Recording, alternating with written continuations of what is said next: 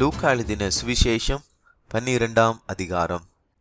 அத்தருணத்திலே அநேகம் ஆயிரம் ஜனங்கள் ஒருவரையொருவர் மிதிக்கத்தக்கதாக கூடி வந்திருக்கையில் அவர் முதலாவது தம்முடைய சீஷரை நோக்கி, நீங்கள் மாயமாகிய பரிசேயருடைய புளித்த மாவை குறித்து எச்சரிக்கையாயிருங்கள். வெளியாக்கப்படாத மறைபொருளும் இல்லை, அறியப்படாத இரகசியமும் இல்லை. ஆதலால் நீங்கள் இருளிலே பேசினது எதுவோ அது வெளிச்சத்திலே கேட்கப்படும்.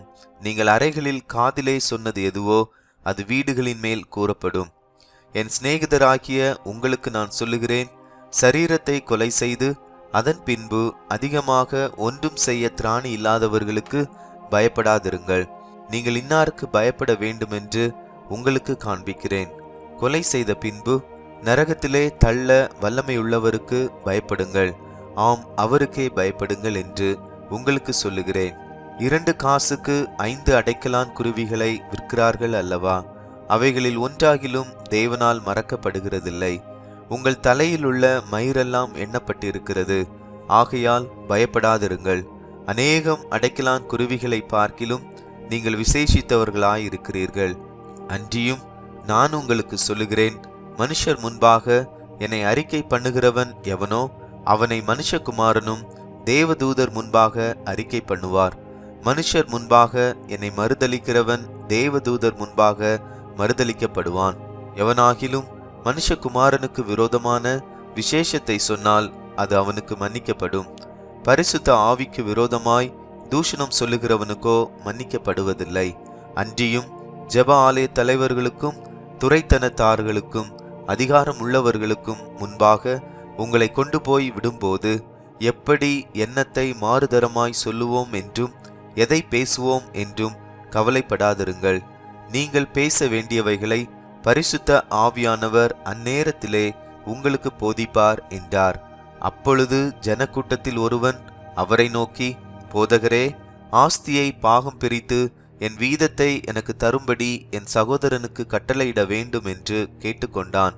அதற்கு அவர், மனுஷனே, என்னை உங்களுக்கு நியாயாதிபதியாகவும் பங்கிடுகிறவனாகவும் வைத்தவன் யார் என்றார். பின்பு அவர் அவர்களை நோக்கி, பொருளாசையை குறித்து எச்சரிக்கையாயிருங்கள்.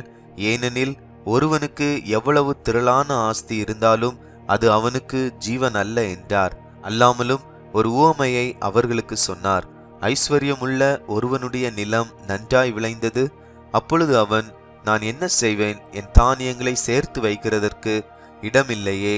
நான் ஒன்று செய்வேன், என் களஞ்சியங்களை இடித்து பெரிதாக கட்டி எனக்கு விளைந்த தானியத்தையும் என் பொருட்களையும் அங்கே சேர்த்து வைத்து, பின்பு, ஆத்துமாவே, உனக்காக அநேக வருஷங்களுக்கு அநேகம் பொருட்கள் சேர்த்து வைக்கப்பட்டிருக்கிறது. நீ இளைப்பாரி புசித்து குடித்து பூரிப்பாயிரு என்று என் ஆத்துமாவோடே சொல்லுவேன் என்று தனக்குள்ளே சிந்தித்து சொல்லிக் கொண்டான். தேவனோ அவனை நோக்கி, மதிகேடனே, உன் ஆத்துமா உன்னிடத்திலிருந்து இந்த ராத்திரியிலே எடுத்துக்கொள்ளப்படும். அப்பொழுது நீ சேகரித்தவைகள் யாருடையதாகும் என்றார். தேவனிடத்தில் ஐஸ்வர்யவானாயிராமல் தனக்காகவே பொக்கிஷங்களை சேர்த்து வைக்கிறவன் இப்படியே இருக்கிறான் என்றார். பின்னும் அவர் தம்முடைய சீஷரை நோக்கி, இப்படி இருக்கிறபடியினால் எண்ணத்தை உண்போம் என்று உங்கள் ஜீவனுக்காகவும் எண்ணத்தை உடுப்போம் என்று உங்கள் சரீரத்துக்காகவும் கவலைப்படாதிருங்கள் என்று உங்களுக்கு சொல்லுகிறேன். ஆகாரத்தை பார்க்கிலும் ஜீவனும் உடையை பார்க்கிலும் சரீரமும் விசேஷித்தவைகளாயிருக்கிறது. காகங்களை கவனித்து பாருங்கள். அவைகள் விதைக்கிறதும் இல்லை, அறுக்கிறதும் இல்லை. அவைகளுக்கு பண்டசாலையும் இல்லை, களஞ்சியமும் இல்லை. இல்லாவிட்டாலும் அவைகளையும் தேவன் பிழைப்பூட்டுகிறார். பறவைகளை பார்க்கிலும் நீங்கள் எவ்வளவோ விசேஷித்தவர்களாயிருக்கிறீர்கள். கவலைப்படுகிறதினால் உங்களில் எவன் தன் சரீர அளவோடு ஒரு முழத்தை கூட்டுவான்? மிகவும் அற்பமான காரிய முதலாய் உங்களால் செய்யக்கூடாதிருக்க மற்றவைகளுக்காக நீங்கள் கவலைப்படுகிறதென்ன? காட்டு புஷ்பங்கள் எப்படி வளருகிறதென்று கவனித்து பாருங்கள். அவைகள் உழைக்கிறதும் இல்லை, நூற்கிறதும் இல்லை. என்றாலும் சாலமோன் முதலாய் தன் சர்வ மகிமையிலும் அவைகளில் ஒன்றை போலாகிலும் உடித்து இருந்ததில்லை என்று உங்களுக்கு சொல்லுகிறேன். இப்படி இருக்க அற்ப விசுவாசிகளே, இன்றைக்கு காட்டிலிருந்து நாளைக்கு அடுப்பிலே போடப்படுகிற புல்லுக்கு தேவன் இவ்விதமாய் உடுத்துவித்தால் உங்களுக்கு உடுத்துவிப்பது அதிக நிச்சயம் அல்லவா? ஆகையால் எண்ணத்தை உண்போம், எண்ணத்தை குடிப்போம் என்று நீங்கள் கேளாமலும் சந்தேகப்படாமலும் இருங்கள். இவைகளெல்லாம் உலகத்தார் நாடி தேடுகிறார்கள். இவைகள் உங்களுக்கு வேண்டியவைகள் என்று உங்கள் பிதாவானவர் அறிந்திருக்கிறார். தேவனுடைய ராஜ்யத்தையே தேடுங்கள், அப்பொழுது இவைகளெல்லாம் உங்களுக்கு கூட கொடுக்கப்படும். பயப்படாதே சிறுமந்தையே, உங்களுக்கு ராஜ்யத்தை கொடுக்க உங்கள் பிதா பிரியமாயிருக்கிறார். உங்களுக்கு உள்ளவைகளை விற்று பிச்சை கொடுங்கள். பழமையாய் போகாத பணப்பைகளையும் குறையாத பொக்கிஷத்தையும் பரலோகத்திலே உங்களுக்கு சம்பாதித்து வையுங்கள். அங்கே திருடன் அணுகுகிறதும் இல்லை, பூச்சி கெடுக்கிறதும் இல்லை. உங்கள் பொக்கிஷம் எங்கே இருக்கிறதோ அங்கே உங்கள் இருதயமும் இருக்கும். உங்கள் அறைகள் கட்டப்பட்டதாகவும் உங்கள் விளக்குகள் எரிகிறதாகவும் தங்கள் எஜமான் கல்யாணத்திலிருந்து வந்து தட்டும் போது உடனே அவருக்கு திறக்கும்படி எப்பொழுது வருவார் என்று காத்திருக்கிற மனுஷருக்கு ஒப்பாகவும் இருங்கள். எஜமான் வரும்போது விழித்திருக்கிறவர்களாக காணப்படுகிற ஊழியக்காரரே பாக்கியவான்கள். அவர் அறை கட்டி கொண்டு அவர்களை பந்தியிருக்க செய்து சமீபமாய் வந்து அவர்களுக்கு ஊழியம் செய்வார் என்று மெய்யாகவே உங்களுக்கு சொல்லுகிறேன். அவர் 2ஆம் ஜாமத்திலாவது 3ஆம் ஜாமத்திலாவது வந்து அவர்கள் அப்படியே இருக்க கண்டால் அவ்வூழியக்காரர் பாக்கியவான்கள்.